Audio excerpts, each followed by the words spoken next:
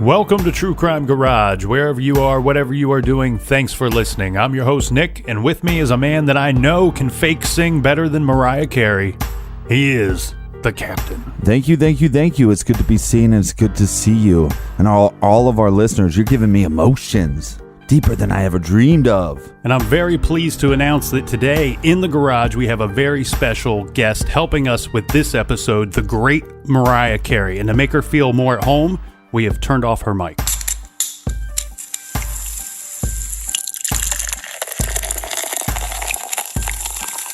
Today, Captain, we are drinking Redacted Rye IPA by Renegade Brewing Company in beautiful Denver, Colorado. Garage grade 4 out of 5 bottle caps.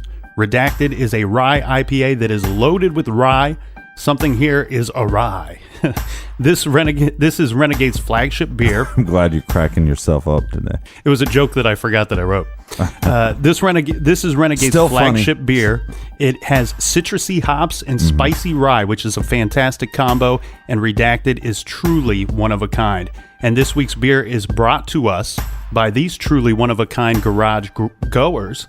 We have a big shout out to Larry and Renee from Denver. Captain, I am friends with Larry and Renee on Untapped, and they are loyal listeners, and they both work for breweries. So I want you to play extra nice with Larry and Renee. So a big shout out to them, and thank you for the beer, guys. Like your jib. Next up, we have Rob Mack in Alberta, Canada. We also have Al from Waukee, Iowa. Next up, we have Roger the Kitty Cat from California. And we'll stay in Cali and say hi to Leslie in San Diego and Edna in LA. And last but not least, we have Jennifer from Luxembourg, Wisconsin. Jennifer says, try some spotted cow and please do a Wisconsin case. Yes, and yes, Jennifer, we will do both. Well, Love Jennifer, the spotted cow. Yeah, and I tell you what, Jennifer, you're actually in for a little bit of luck here today. While today's case does take place in Minnesota, there is a piece of this case that will take us to Wisconsin. So thank you to everybody for chipping into this week's beer fund. And if you want to buy us around for next week's show, go to truecrimegarage.com and click on the donate button. And like always, we like your jib. Make sure you follow us on Facebook, Twitter, Instagram, Untapped. Big shout out to and thank you to Aurelia for doing the helping us with the Facebook stuff. And a big Happy New Year to everybody. We like your jib. All right, gather around, grab a chair, grab a beer, and let's talk some true crime.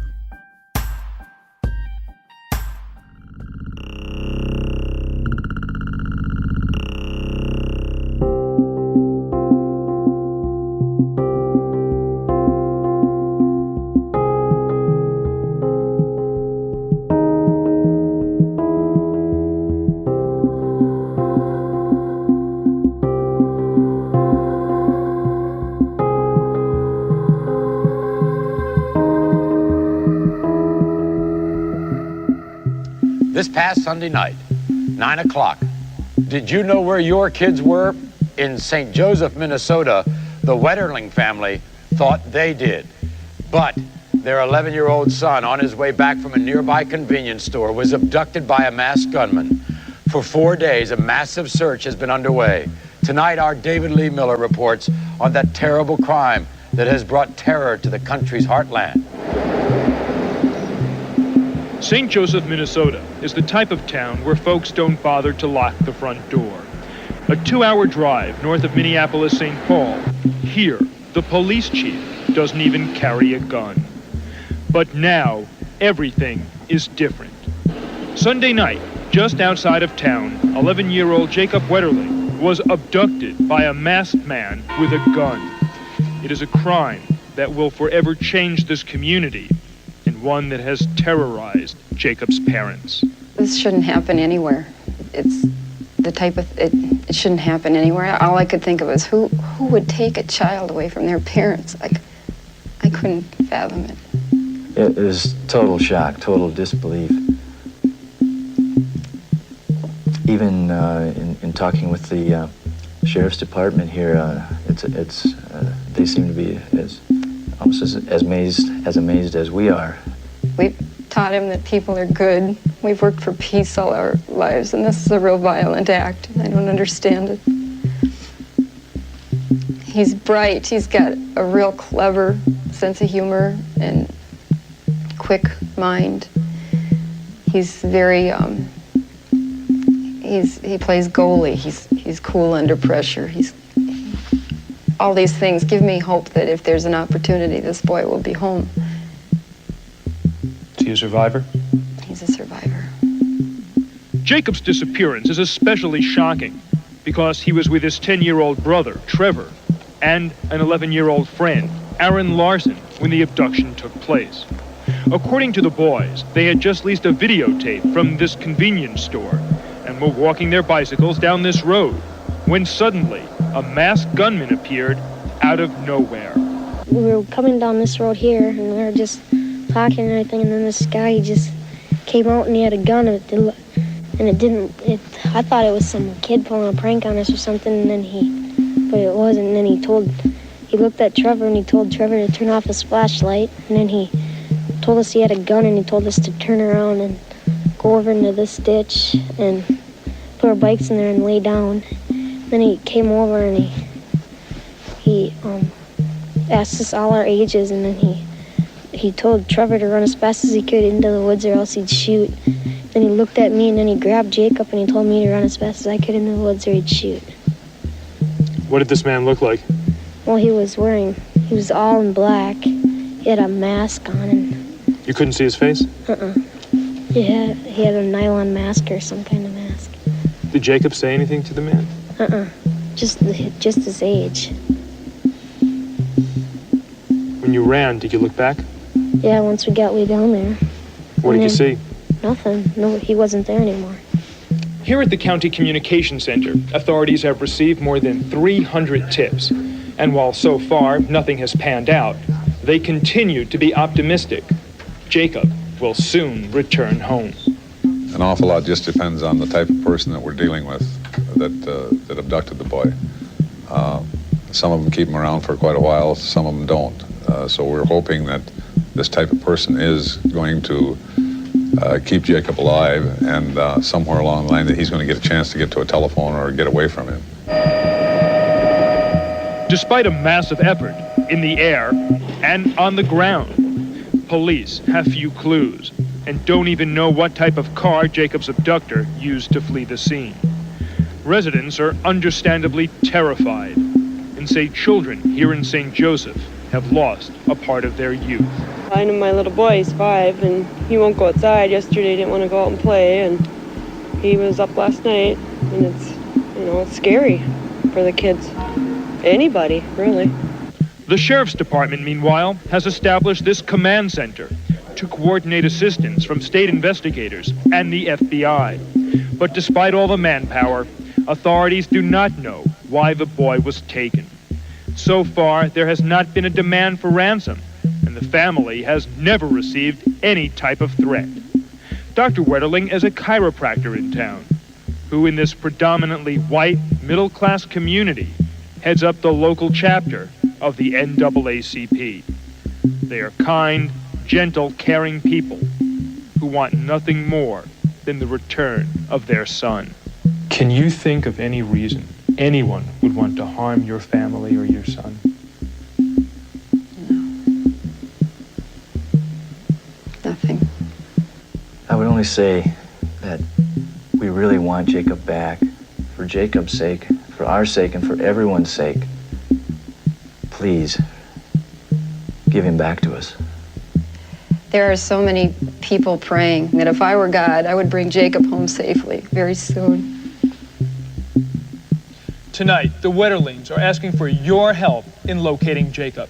In a moment, we'll give out a special phone number. But first, here's the FBI profile of Jacob's abductor. They believe he's a white male between 25 and 35 years of age and may have attempted a similar but unsuccessful abduction in the recent past.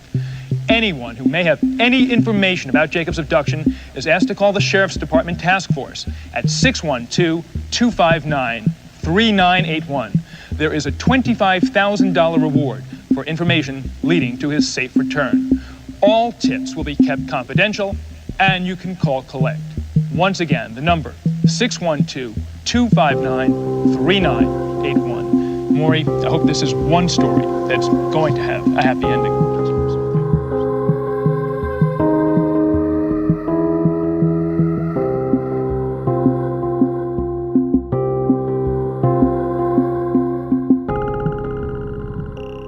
Back in August, we covered the case of Joshua Guimond. Now, it's not absolutely necessary to listen to that episode before this one, but if you haven't already, you might want to check that out. That's episode number 47. Anyway, the disappearance of Joshua and the disappearance of Jacob Wetterling, and because of the close proximity to one another, and some had suspected that maybe the two disappearances were connected. So when we covered the Joshua Guimond case, we received a lot of requests to cover the Jacob Wetterling case. Most of the time, our cases are mapped out, well in advance, so we didn't get to it. Shortly after this, there were all kinds of developments in the Jacob case. Now, Jacob's case never ever really left the news. It is arguably one of the most famous child abduction cases ever. So now there is this really big case, and it's really heating up in the news again. So I thought with it being in the news that much that everybody would not be interested in us covering it.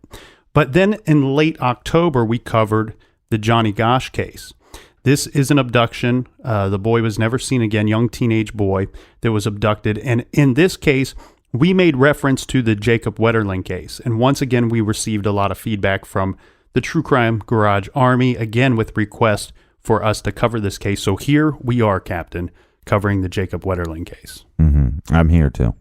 So today's case takes us to St. Joseph, Minnesota. And this is back in October 22nd, 1989, which is a Sunday evening. Jerry and Patty Wetterling are out at a dinner party, about 25 to 30-minute drive from their home. At home is their 11-year-old son, Jacob Wetterling, his 10-year-old brother, Trevor, their 8-year-old sister, Carmen, and their friend, Aaron Larson, who is 11 years of age as well. This case really takes me back, though. I hate to date myself here, Captain, but Jacob is pretty close in age to you and I. Well, now you're dating me. Thanks a lot.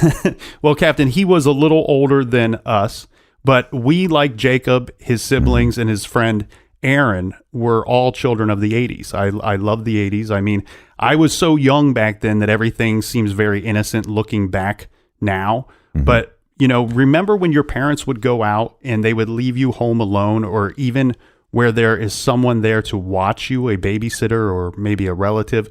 Parents left a phone number. They would write it down on a piece of paper and leave it on the countertop or by the phone and say, this is where we will be. This is the number for the restaurant, or this is the phone number for our friend's house. Yeah. If you need anything, call us at this number.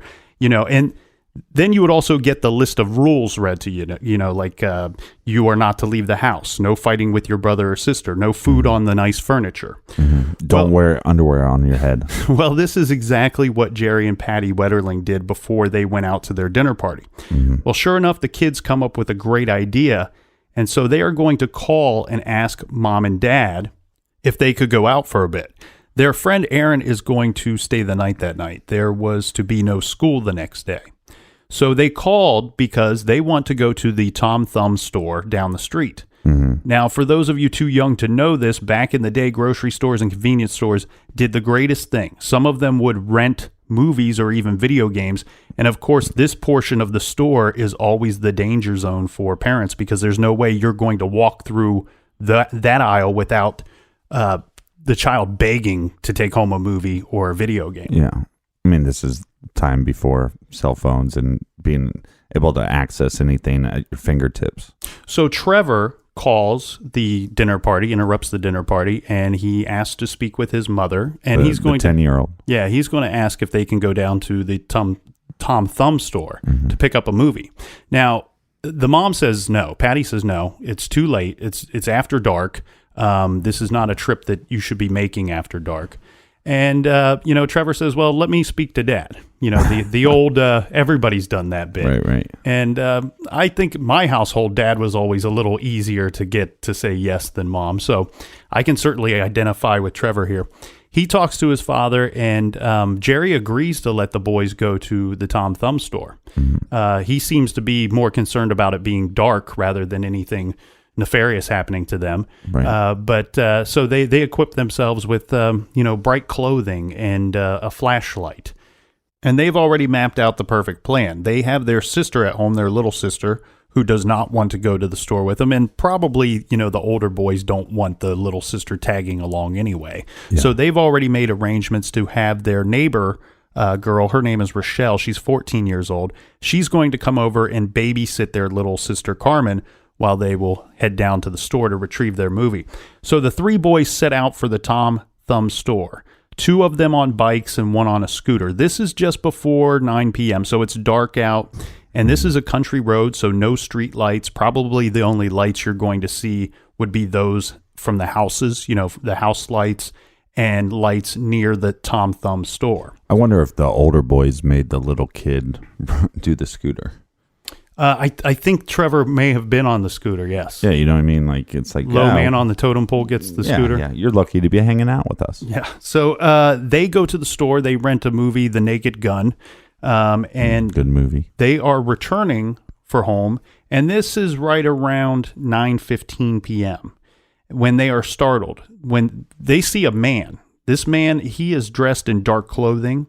And he has some kind of face mask or something over covering his face.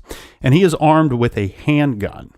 And he kind of just pops up and appears out of nowhere. They're not really for sure where this man came from. The man tells the boys to stop. He then tells Trevor to turn off the flashlight that he is carrying. He has the boys push the bikes and the scooter in the roadside ditch. He tells them to lie down, face down in the ditch. He asks Trevor his age, to which Trevor replies 10. The man then asks Aaron his age. Aaron says 11. Yeah. And then he asks Jacob his age, and Jacob says 11. He tells Trevor to get up and run to the woods, but don't look back or he's going to shoot. Yeah. Then he kind of lifts up each of the 2 remaining boys' heads one at a time to get a look at their faces. He grabs Aaron's crotch and then tells Aaron to run to the woods and don't look back or I'll shoot. Then the man grabs Jacob by the arm, lifting him up a bit and drags him away. And the sexual assault onto Aaron was not reported originally. Yeah, and so now the two boys have run to the woods. And Aaron will eventually catch up to the younger boy, Trevor. Mm-hmm. And by this time, the boys are in the woods, and they look back, but they don't see the man. And more importantly to them, their brother, their friend, Jacob, is gone as well. And this is just gone without a trace. They don't see anything. Yeah, they don't see a vehicle. By this point, the boys are only a couple blocks from their home, from the Wetterling home. As I understand it to be, this is a simple trip. It's really just like one country road and, a turn here or there. The Wetterling house down to the Tom Thumb store is pretty much a straight shot. So Trevor and Aaron, they run to the Wetterling house. Once there, they tell the babysitter, Rochelle, what just happened, and she calls her father. Then the father calls 911, and he even puts Trevor on the phone to tell his account of what had just happened. The babysitter's father then calls Jerry and Patty Wetterling and tells them that 2 of the boys came home, and Jacob has been taken and is still not home, and he has notified the police. The Wetterlings, of course, leave the dinner party immediately. Now, we said that a 911 call was placed, and on the receiving end of this call is the Stearns County Sheriff's Department. Yeah, by the babysitter's dad, Merle. Correct. And the Sheriff's Department is on the scene within minutes. This is all happening very, very quickly. The report comes in quickly. The Sheriff's Department responds very quickly. The Sheriff's Department, they arrive and they see the bikes in the ditch, and they start searching the area for Jacob. They search the woods as well. And they're searching that night, and in the early morning hours, this is like around 3 a.m., they decide to call off the search. They are searching in the dark, and in a very dark location, and hunting for clues. You know, if they can't immediately find the boy, at some point you wonder how much you're trampling over the crime scene, if you're losing any evidence or if you're going to cause damage to any potential evidence. So they start searching again around 8 a.m. This is a full-on search deal here. We have, you know, a helicopter, ATVs, bloodhounds. The dogs track Jacob's scent to a gravel road. At this same spot, there are fresh shoe prints and tire tracks. So now we have the possibility of a car used in the abduction. Now we are going to do a dragnet here. This is when you start checking with anyone you can think of that could be involved in a particular crime and interview them to see where they were at the time of the crime was committed, as well as what they were doing, or if there was anyone with them that could back up their story. So if you have a burglary, you're going to interview all suspected burglars or persons convicted of breaking and entering. In this case of Jacob Wetterling having been abducted, the sheriff's department, they will set their dragnet for sex offenders and pedophiles. Let's get into that after a quick beer break. And we're back. Cheers, everybody. So where we left off at, Jacob was abducted. We now have 2 eyewitness accounts. We have the 911 call place. We have the cops out there. Now we have a search going. And we also have the eyewitness accounts and what we're looking for in this suspect. Yeah, and I mean, think about this for a second. Put this in your mind. You know, we have these young boys, you know, 10, 11 years old, 3 of them, they're out together. They're having, you know, a great day in every sense of the word up to this point because, you know, we've read and heard about what they were doing that day. Well, one, it's a Sunday, right? They don't have school the next day. Right. So it's a bonus day off.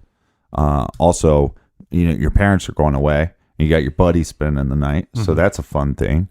And then, and this is not uncommon. This is 89. This is not uncommon to be sent off to a grocery store down the street. Or, you know, in my neighborhood, we had a Big Bear, you know, which is a grocery store that was about less than a mile away. And your parents might send you off with $20 to go get some snacks. And then right across the street from the Big Bear was a movie rental. And so it wasn't that uncommon to send your kid off. Even sometimes it would be a Friday night. You know, it was dark, but, you know, your parents still seemed okay, especially if you had numbers. You know, if it wasn't just you. If I would have said, hey, I just want to run to Big Bear and get some snacks, my parents probably wouldn't have let me. But if I had a friend spending the night, or 2 friends spend the night, or having a friend spend the night with one of my siblings hanging out, they're more likely to say, go out there and just be back pretty quickly. Yeah, they had a great day. So far, you know, they had some kind of hockey thing earlier that day. They had watched the Minnesota Vikings football game, pizza for dinner, friends staying the night, no school the next day. Then this thing happens. And why is this, you know, there are other child abductions that happen. This becomes huge news, though. And I think part of that is because of the severity and how scary the situation is. I mean, we're talking about, first of all, a stranger abducting a child is very rare, first of all. You know, usually when a child is taken, it's by somebody that they know or the family knows. Right. So we have a stranger abduction here, which is very rare. But then on top of that, like the captain said, this is a witnessed abduction, which is extremely rare. You know, this is not a situation where you have, you know, little Timmy didn't come home. He went out on his own and he didn't come home. Well, he's probably lost, or maybe he left on his own accord. No, this is 2 boys saying, our brother, our friend was taken by gunpoint. You know, this is immediate danger, immediately scary. And the abduction itself is somewhat sexual in nature as well. Yeah. With the friend being grabbed in the genital. I mean, that's, I think, you know, especially in 1989, a lot of the reports were, hey, this boy was taken, and by the way, we have no ransom note, we have nobody calling. And that, it seems to me, in the 70s and 80s, the first thought was always, why did they take this kid, and was it for ransom? And now we have this situation where we do have a sexual assault at the crime scene, and so now we should assume that this is not taking a kid hostage for ransom. This guy is taking this kid for sexual acts, and so then what is going through the parents' head at that point? Well, and you think if your kids are good, if your kids are smart, this kind of thing's not going to happen. And as a child, you think, if you do certain things, these things are not going to happen. We're talking about things like, tell your parents where you are, tell your parents what you are doing. They did that. They made the extra effort to reach out to their parents and ask for permission to go to this store. And they even arranged for a babysitter to come over and watch the younger sibling. That sort of thing's not going to happen. And then one thing you touched upon too, strength in numbers. We're always taught strength in numbers. When you go off to an amusement park or somewhere when you're a child, yeah, you might get to go off on your own, but it's always because you have somebody with you. Right. And or that your parents just don't care much about you. And then they just let you off on your own. Yeah. But this was three boys leaving together that should have returned together, and there should be no reason. You wouldn't expect a child abduction to be witnessed like this. Well, it's not like Jacob made a mistake. No, not at all. It wasn't like they're in the renting a movie and Jacob just happened to strike up a conversation with the wrong guy. All three of the boys could have been captured.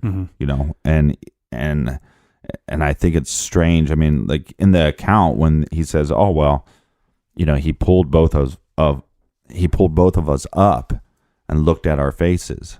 And then it's almost like the guy chose, and so then it's also all by gunpoint. Yeah. And look, there's no reason for me to believe that the story is not true.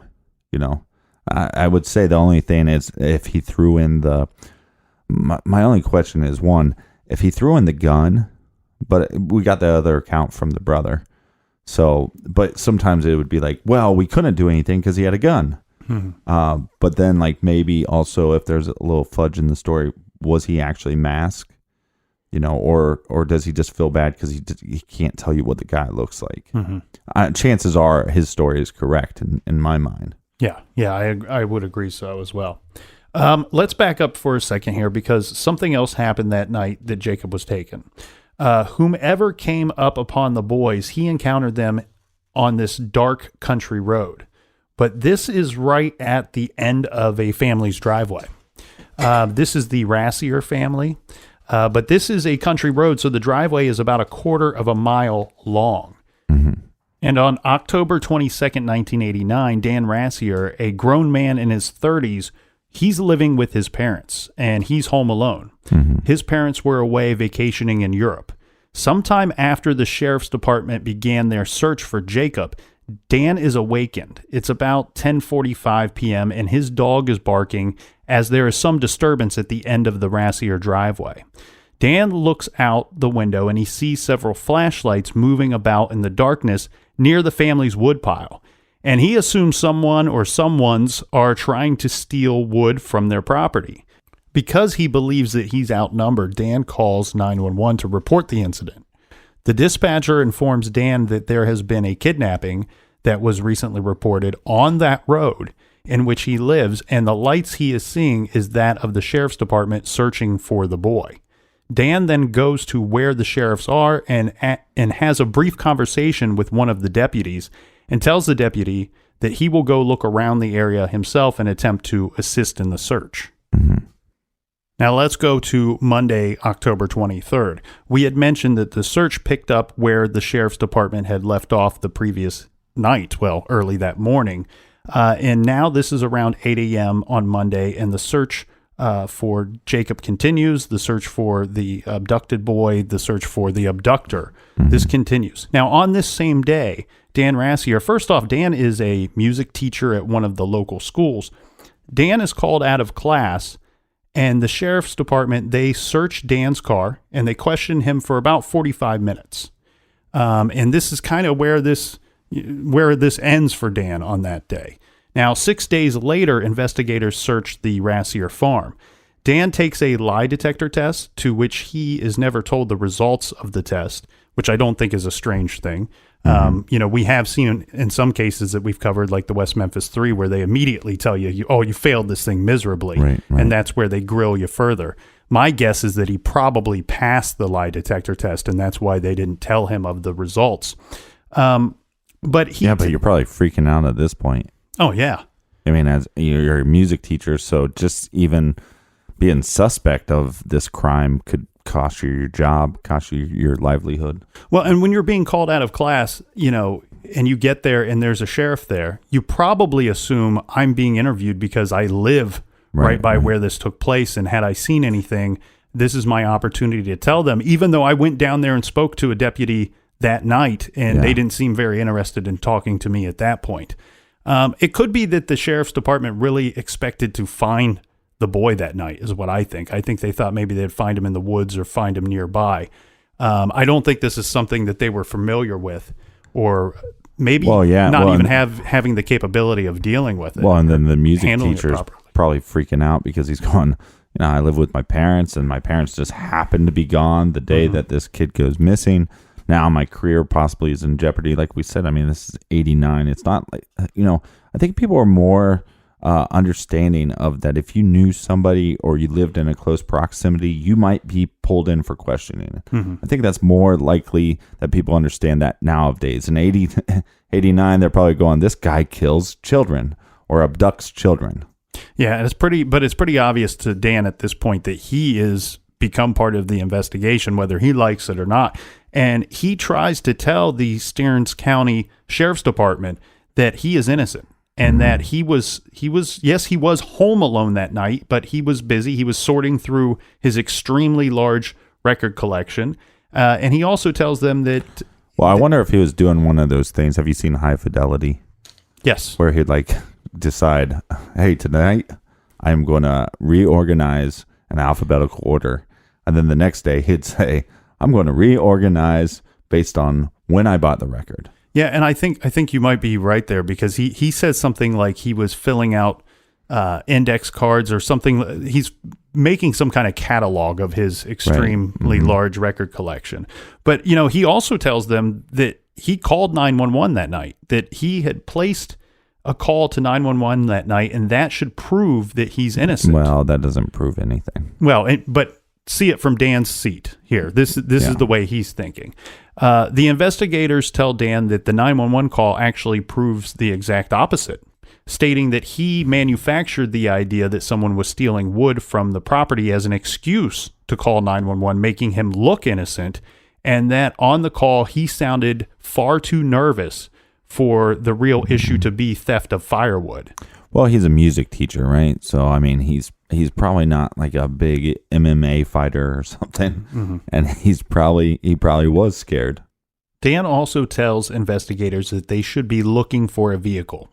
That he had seen a vehicle turning around in his driveway the evening that Jacob was taken. Dan is able to give a very vague description of the car. And because of the distance, he did not get a good look at the driver. Right, because his house is so far back from off the road. Again, if you're the cops, put yourself in the cops' position. We got this guy that maybe he's a little funny, lives with his parents. He's an older gentleman in his 30s, living with his parents. He's a music teacher. Not saying that there's anything wrong with that. But then you make a 911 call saying, hey, guys, somebody was stealing wood possibly. Yeah, or I got people on my property that I don't know who they are with flashlights. Right. And then you're going, hey, and then there's a flashlight. The kids were holding a flashlight. So is he just mixing up events? But then he's then telling you, hey, you might want to check out this car that I saw. Well, you didn't mention the car the day before, because if you went out and you said, hey, Sheriff, by the way, there was this car that I saw earlier. You didn't bring that up the day before. Right. So I think that's why they started zeroing in more on him. My guess is that he probably was not given any information about the abduction. They didn't say this is what happened, and it sounds like they didn't even care to talk to him that night. So I don't see him going out of his way to say, oh, by the way, I happen to have seen a vehicle turn around in my driveway. Now, I'm sure that he told him that during the 45 minutes of questioning right. I mean, on that makes, Monday. That makes logical sense to me and you, but I think you got an 11-year-old boy that was taken by gunpoint.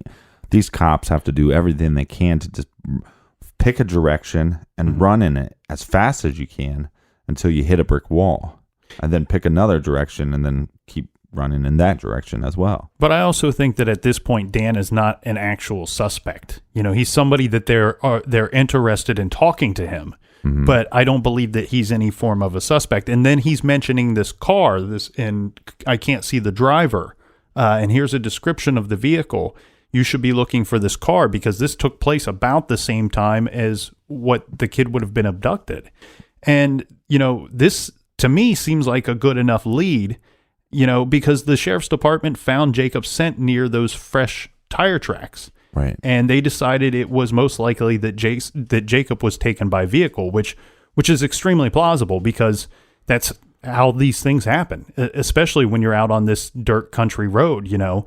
And, you know, Jacob should be, if he's not there, then he has to have been taken by vehicle, or he would be in one of the it seems nearby homes. Right. It seems like, you know, an individual was driving by, saw these three boys, saw it as an opportunity, or possibly even knew these boys, saw them at the video store, and then said, well, on their way back, I'm going to grab one of them.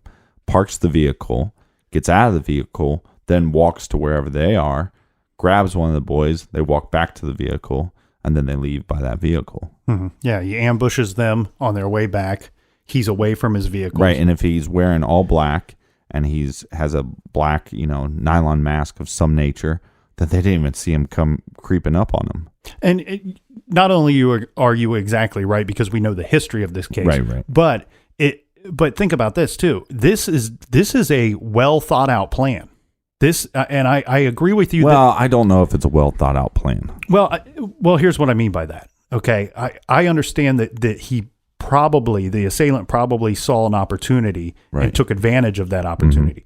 However, there has been some planning done in this. He unless he just happens to be wearing dark clothes, that he just happens to have a mask or something to cover his face, that he just happens to drive around with a gun in his car, and that he's got the foresight to decide, you know what, I'm going to park my car elsewhere. I'm going to put myself someplace else where I can take one of the boys so that the two that I'm leaving behind, they can't see my vehicle, or they don't see my vehicle. Right. Yeah, I mean, I think a lot of this, I mean, like I said, I don't think it's actually planned. I think this is just part of the guy's lifestyle. This is what he does. He abducts children, you know, and he's been setting his life up, you know, to put himself in those opportunities. And when those opportunities arise, well, I got my van or car or whatever I'm driving, and I have all my tools, you know, to abduct these kids in that van. In the coming weeks and months, the sheriff's department and the Wetterlings would continue to go to the media asking for tips and leads, or to see if anyone had seen Jacob. And the tips, I'll put that in quotation marks, the tips pour in. People say they have seen Jacob. People call about strange vehicles, strange men. So the police are tracking all of these tips. They even set up a phone with a recording device on it at the Wetterling home so that Jerry and Patty could record the phone calls that are coming in. And then we have the psychics, Captain. Wannabe psychics love missing persons cases. I think you and I not always just wannabe psychics. Well, some legitimate psychics. Yeah, if you believe in that thing, I do. I'm not discrediting anybody by name here or as a whole. But what I'm saying is, I see a lot of wannabe psychics. Well, no, I understand that. But what I just want to go on record to state that the majority of detectives I've talked to, they use psychics, and the majority of the detectives that I have talked to said that after they found the body, or you know. The recent one, we're talking, drinking coffee. I just said, hey, have you ever used psychics? And yeah. And every time I do, everybody in the police department makes fun of me. So he went to see one of the psychics. She told him all this stuff. None of it really made sense. Mm-hmm. Then they find the girl. And after he finds the girl, everything that the psychic made sense. Everything that she presented made sense after they found the girl. And now everybody in that department doesn't give him shit anymore because this lady has been right multiple times. Was this the skipper that you were talking to, or a different detective? Okay, because the funny thing here is I thought it was a sheriff. It was not a detective. But. Okay, I thought you were referring to the skipper at first, who we both know, and he's a very skeptical person. He does not. Yeah. I mean, is that fair to say he doesn't believe in a whole lot of mysticism or maybe even spirituality? I don't know, but he has told me that on occasion he's spoken to a psychic, which blew my mind because I thought that he wouldn't take a phone call or put any effort into that at all. But he said from his perspective that he didn't mind talking to psychics because he wanted an outside of the box kind of opinion, or maybe there was something that they hadn't thought of yet, a possibility that they hadn't thought of. Now, in this particular case, the detectives, some of them, one in particular, said that he did talk to psychics because he wanted to know, how did they come to their conclusion? How did are they really just holding on to information that they know firsthand rather than something they dreamt or believed to have happened? They want to know, is this person actually coming forth with information because they've actually done something bad? Right. And look, I'm not suggesting that people go, speak with a psychic on every little thing. I'm just saying that detectives do use this to, kind of drum up some different ideas, just like we talked about with the skipper. Now, here's the thing, Captain. I think you and I have covered enough of these cases to know that the psychics seem to come out of the woodwork for murder cases, but especially for these disappeared or abducted cases, they really come at and come at the family and come at law enforcement with ideas and thoughts and dreams that they have had. Yeah, well, and visions. If you look at this, we talked about the Brian Schaefer case, and when they had the psychic kids do that case, one of the things I was freaked out about, and now maybe they knew, maybe they didn't know, but when they said that this guy was in this building and then he left the building and came back. And we know that to be factual later. Now, were those kids fed that information? I'm not really for sure. The host in that particular incident claims that the children, the psychic kids, knew nothing of the actual incident. They were taken to a location and told somebody disappeared from this location, now go. Right. And so if you're going to call a psychic to try to get answers for your life, I'd say don't do that. Maybe try a therapist, maybe have some mentor or counselor.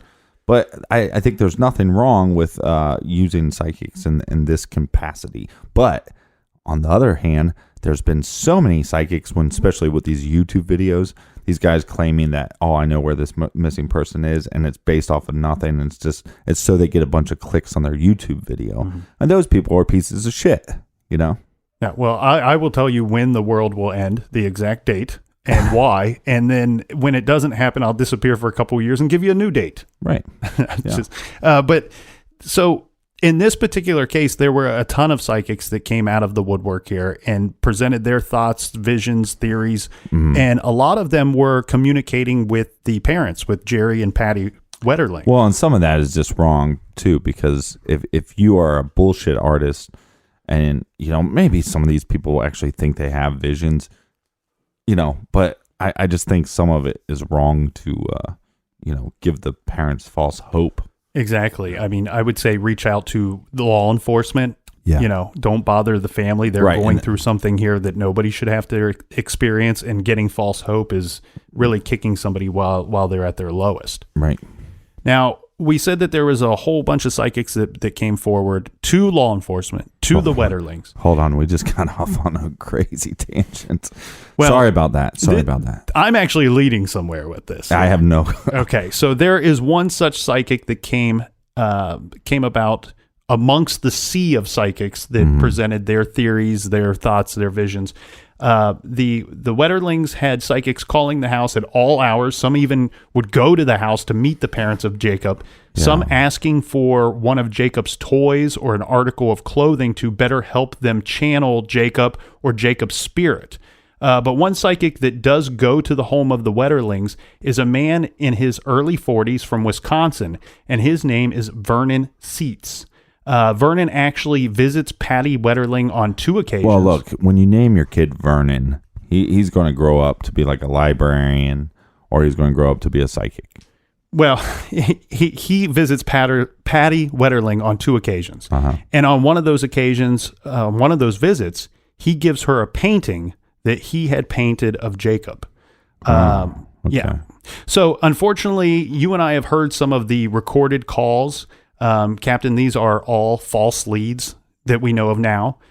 Some of them calling the Wetterlings in the middle of the night and saying some absolutely horrible things, telling Jacob's parents that he has been killed and how he's been killed according to their visions, or he's alive, but he's being held captive and he's been raped repeatedly. I mean, I don't know how a parent in this type of situation has the strength to go on.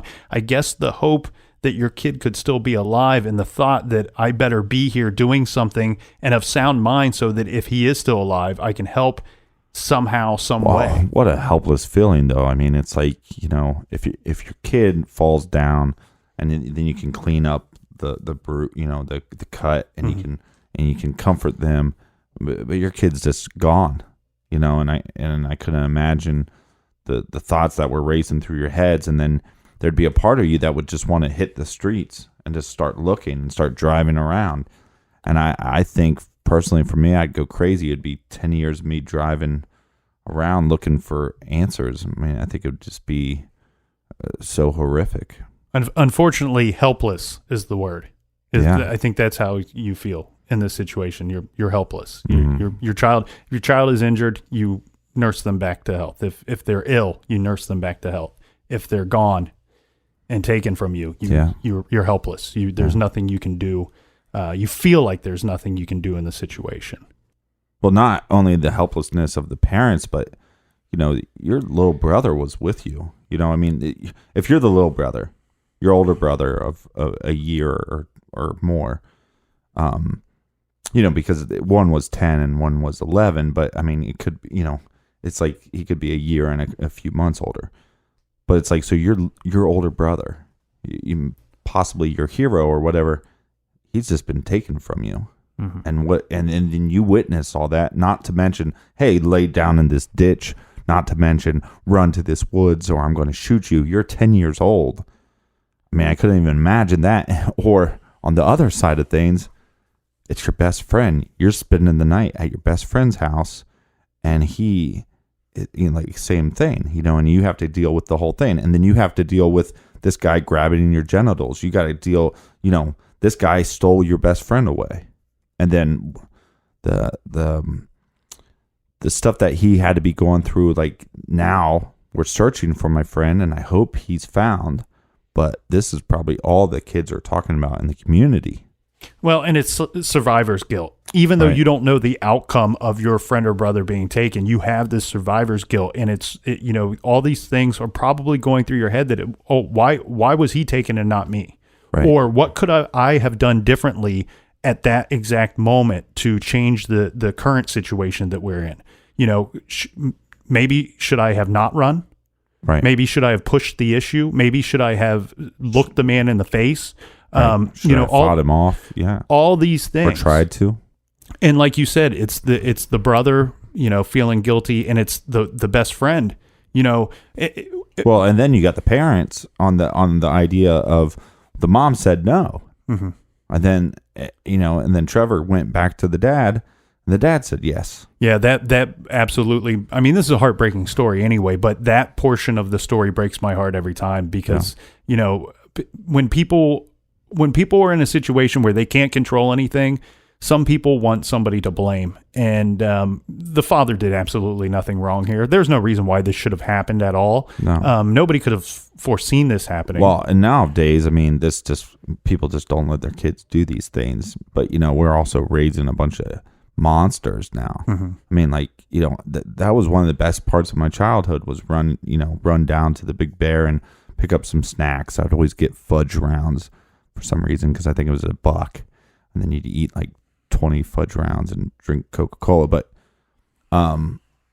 it's sad that we live in a world that we can't just send, your 10 and 11-year-old kid, a couple blocks away to run a movie. But again, stranger with child abductions are extremely rare. This isn't something that's happening, Yeah, but right. But also, I understand what parents are doing, though. Don't run to the store. Don't be by yourself. Don't play outside without anybody watching, because now we're not giving anybody an opportunity. And let's face it, man, there's just more sickos today. Well, this situation, there's nothing that the parents should have done differently. There's nothing that they could have done differently. This is not their fault. Right. No. They're not at fault here. The brother's not at fault. Jacob's not at fault, like I said. Right. What could have Trevor done differently? And you pulled clips for our trailer at the beginning of the show, and you hear the brother. I assume that's Trevor saying that. No, that's his friend. Is that Aaron saying that's Aaron. that I thought this is just some like older kid playing a prank on us or something? Yeah. The kids they're too young to even understand the situation that they're in. Well, and one of the things that I thought was interesting, I was watching this YouTube video, and it was a report from back in '89, and they were walking the same road with Aaron and Trevor. And to see the news anchor right beside them, you realize how small these kids are. Yeah. You know what I mean? And it's sad that we have these monsters out there. Well, let's fast forward a little bit here, Captain, because Jacob's case, it goes cold in a sense for some time. It's still in the news, especially locally. The anniversary, that October 22nd date every year brings the reminders to the public locally and nationally. But it won't be until about 2003 when the sheriff's department get the phone call that they have been waiting on. Mm-hmm. In 2003, a local man contacted the authorities, and he's got a story for them. He tells them he was in the area the night that Jacob was abducted.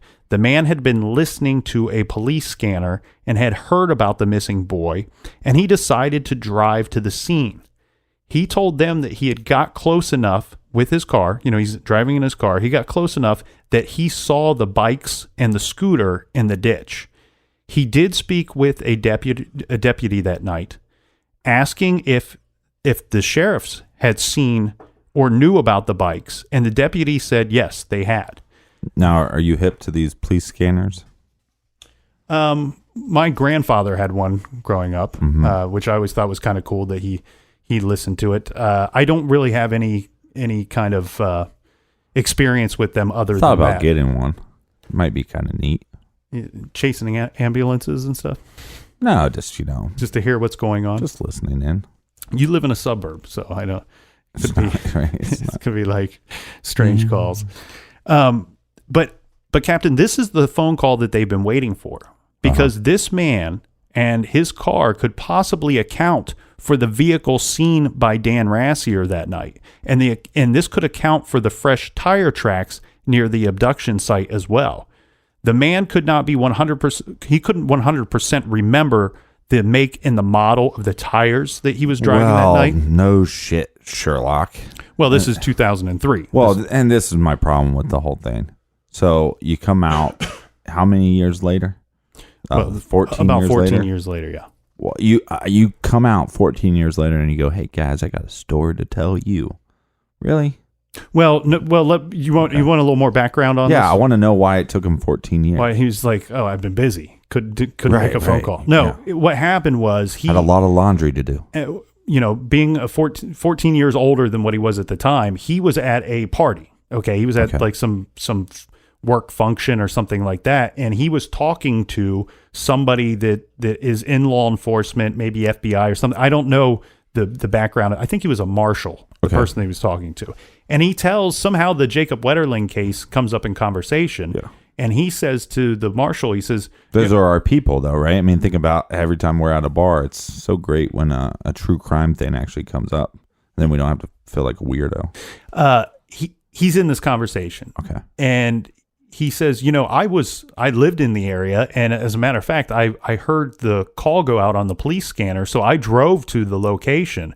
I actually saw the bicycles, and I told a deputy that night do you guys know about these bicycles over here? Do you need any help? Should I get you the bicycles? Should I show you where they are? And he said that the deputy told him, we are aware of the bicycles. We know what's going on. It'd be best if you just go home. Right.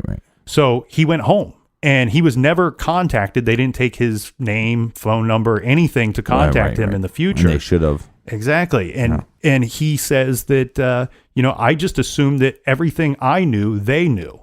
And so I never contacted. That's not a bad assumption. And the marshal says, well, this case is ongoing. It's a cold case. It seems like nothing. What you're telling me sounds like not a whole lot of information here, but you should contact the police and talk with them. At least tell them what you know. And he actually said,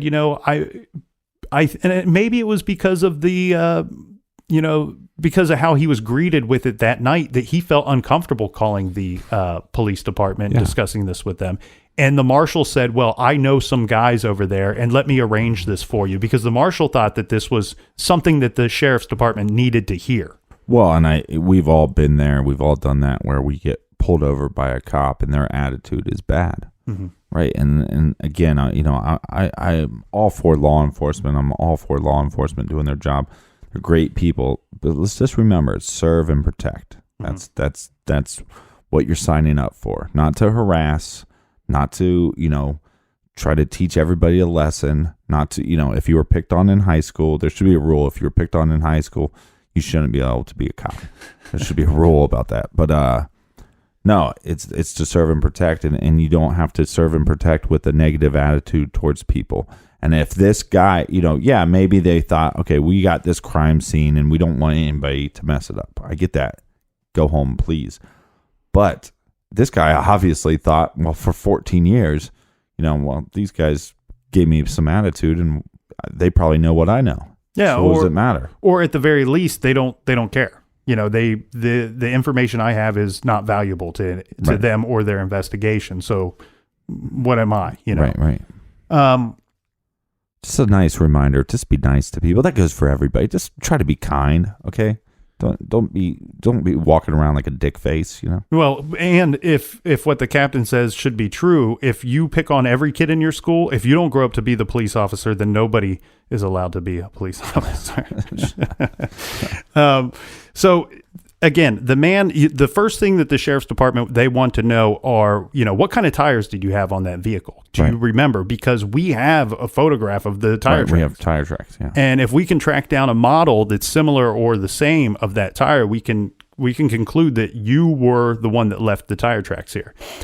Now, because the impressions were so, they constantly say fresh tire tracks. Well, but one thing I think that they mean on that is not that they were just recently left there, that on top of that, they probably came from newer tires given the amount of the impression. Because their follow-up question, when he says, I don't remember what kind of tires I was driving on, they say, well, do you remember if they were old or new tires? And he said, I can tell you that I had recently replaced the tires on that vehicle. Okay. So now they believe that this accounts for the vehicle that Dan Rassier had seen, the one that they were kind of looking for. They were looking, even though they had questioned Dan and made him feel like a suspect, they were still looking for this vehicle. Now they believe they've tracked down this vehicle, and this man is innocent. He's not the person that took Jacob.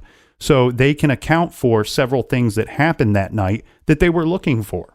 And since they could clear this man of any wrongdoing, this now meant that they believed that the abductor had most likely fled on foot with Jacob. So this now means that we are going to look for not only a suspect that is local, but someone that is so local that he would have had the ability to take Jacob into the attacker's home, into his home and or property, and had the ability to conceal Jacob. So once again, the sheriff's department has Dan Rassier in their sights. Dan lived probably the closest to the abduction site than anybody. He had no alibi for his whereabouts or for what to vouch for what he was doing prior to him talking with the police that night. Right. And he not only, he was left home alone that night. And furthermore, according to his own story, he's roughly a quarter of a mile from the crime scene. Right. So if the suspect left on foot, then, I mean, here's our closest suspect. Yeah. So once again, Dan Rassier is finding himself in the hot seat of this investigation. Right. And I get all that. But there's another part of me that just goes, okay, well, you found tire prints, and that was not of the suspect's tire prints. But that doesn't mean that he fled on foot. Mm-hmm.